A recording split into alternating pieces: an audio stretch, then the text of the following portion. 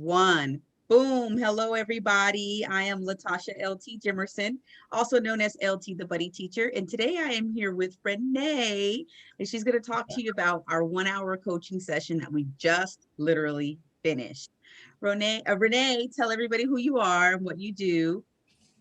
Yeah. Well, thank you, Latasha. My name is Yeah. Renee, and I am an educational consultant. I have been a teacher in kindergarten through 8th grade, as well as have done administrative work at different consulting firms. And for the last several years, I've actually been home as a family caregiver to my mother. And over these years, I have developed a passion and interest in engaging with the educational community, everything from literature for parenting, reading, developing the environment, developing a community of learners who are engaged at learning online at home, as well as maybe wanting to expand more in the community. And after sharing my background with Latasha, she miraculously wrote all these notes everywhere from my birth until my work up until today, key points of that, and had this insight into my values, personalities, and aspirations in such a way that uniquely captured where she thought I might ideally work best. And she came up with, a few ideas related to schools, family centers, and maybe some research-based work and authorship too, along with that. And we went, after developing some agreements, decided how to develop a month-by-month plan starting in February next month, all the way through December of this year, of a step-by-step action plan of how to meet, how to gather supporters, potential investors, as well as other participants in the community who might be interested. And she gave me a few ideas on different platforms that would support this. She mentioned things like websites, maybe even having a Zoom meeting, fundraisers, and she mapped it out. And each step along the way, she carefully asked me, different things about, how do you feel about that? Or with this work, or if that didn't, maybe we can do this instead. And so she was very open to my responses and my insight as to what might work and what not. And she just developed this way of encouraging me to expand and explore without worry, and seeing that it was important for me to take my interests and develop them, and to develop a springboard to make a commitment to move out in the world to get them done, to move out from being the family caregiver to the community caregiver of educators, where we could develop this together as a community and inviting others to do so. And one thing is, this is what we did. And how I feel now is, the term LT, the buddy teacher, does really capture how she is with you. She coaches you like a buddy. I mean, she's really there like a sister, a professional, and a community member who is serious about what she does and wants to instill within you getting your act together. and then she made me both inspired as well as made me laugh.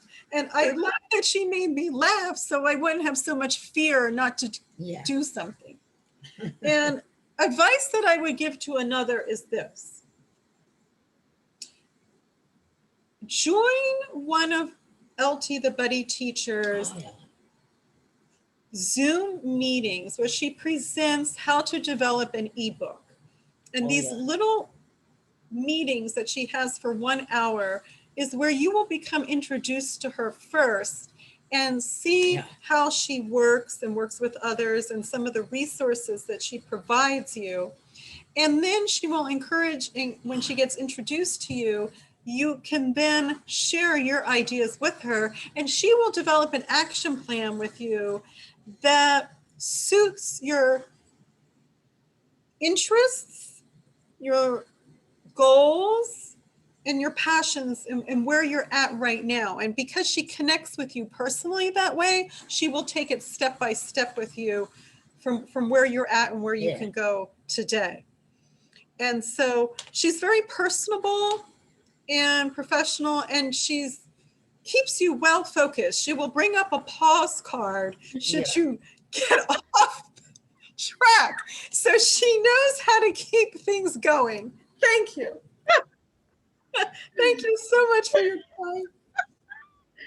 And the last question, because I'm a teacher and I believe in scores and grades and merits, give me a score on a scale of 1 to 10, 1 being the worst, 10 being the best, and explain why you're giving that score for me, for my coaching. Oh, yeah.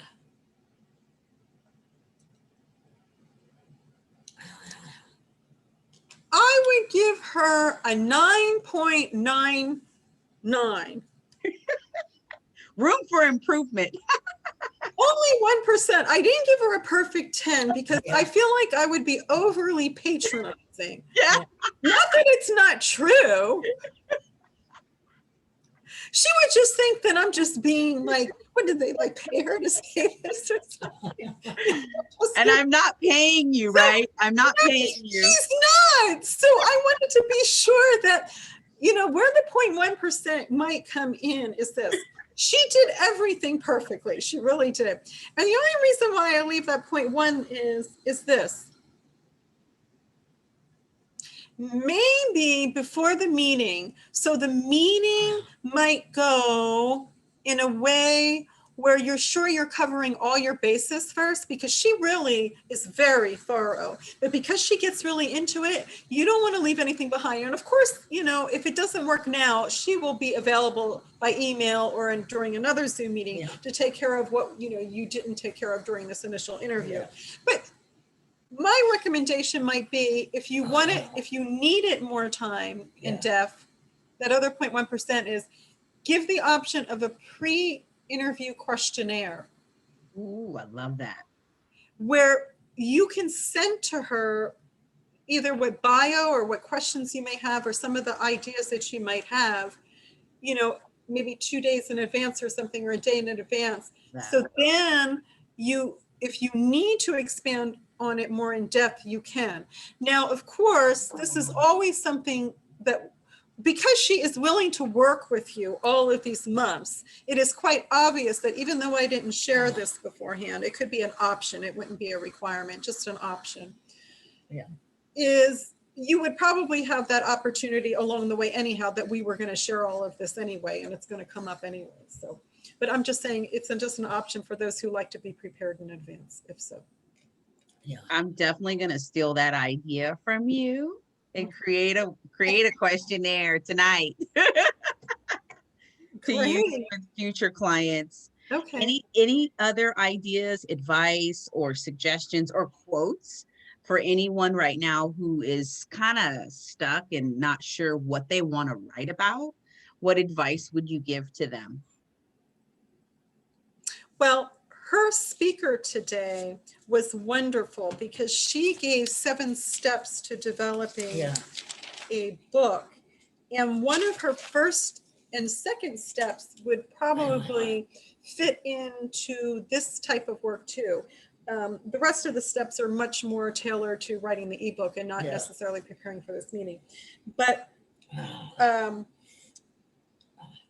really, this author, and her name was Tamika Chapman. Her first 2 ideas were, number 1, brainstorm, and then 2, outline. So let your mind expand and brainstorm. Where do your key passions lie? And this is exactly what she asked with brainstorm. What is it that you are passionate about? And what topic can you talk about for 30 minutes? Now, the topic that you can talk about for 30 minutes or for 3 months could be the topic that you will want your project to also be a part of. It doesn't have to be the same with your book, but her getting into the brainstorming and outlining is what you could bring to the meeting. And then also different than the book preparation of this woman Oh, that we yeah. met today would be this. Since it's the book, Awesome. is this. When you're interviewing with Latasha, what you personally would really want her to know about yourself. Yeah. Know what you want to share with her about yourself that would be relevant to the two of you working together, because it's important that she knows you so you can effectively work together. And Yeah. they do a personality inventory first. And she brought up at the beginning of our interview, where do you lie on this personality inventory? And she can see right away my strengths and those areas that might need to be developed, or that I would need to work on or focus with to engage in my work. So knowing yourself and her knowing you and what you want her to know about would be that important element. Thank you. Wow. And how can people get a hold of you if they would like to support you in your projects? Well, you're welcome to email me. I'm not giving you my phone number first, only because I am an at-home caregiver for an elderly person. And when she starts hearing that phone ringing so much, she might wonder, what's going on? She's going to get up from the table and go running. So, so it might be best to start by email. Yeah. And I am Renee Palmineri. And my email is spelled with my first name and the last three first initials of my last name combined. So it's reneepowell@yahoo.com. reneepowell@yahoo.com. And that's easy to remember because when you think of a buddy, you think of a pal. So Renee Powell with LT Buddy the Teacher, RENEEPAL@yahoo.com. And again, check the spelling, all lowercase, RENEEPAL. This is going to be, it's going to be. Yahoo.com. Yeah. That's the place where you can find me. And when you do email me, you are free to write, as much as a few sentences or a page or two, or if there's something you would like to attach, you're welcome to. One thing I would suggest is to give me at least 24 to 48 hours to reconnect with you. Being that I am a home-based caregiver, I have to schedule out my days and times together here at home. So I need that 24 to 48 hours at least to respond.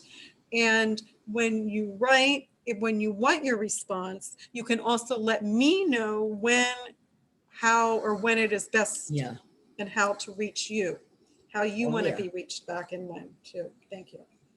Wow. Thank you so much, Renee. I know that people are going to be inspired, and I can't wait to see your ebook next week. And thank you so much for all of your good feedback. And I know that's really going to affect someone. It's going to give people motivation and inspiration to write, because I know not a lot of people like to write, but when they have a focus and they have support, it makes it a lot easier. So thank you so much for your time today. You're welcome. A wonderful afternoon. Bye, Mama.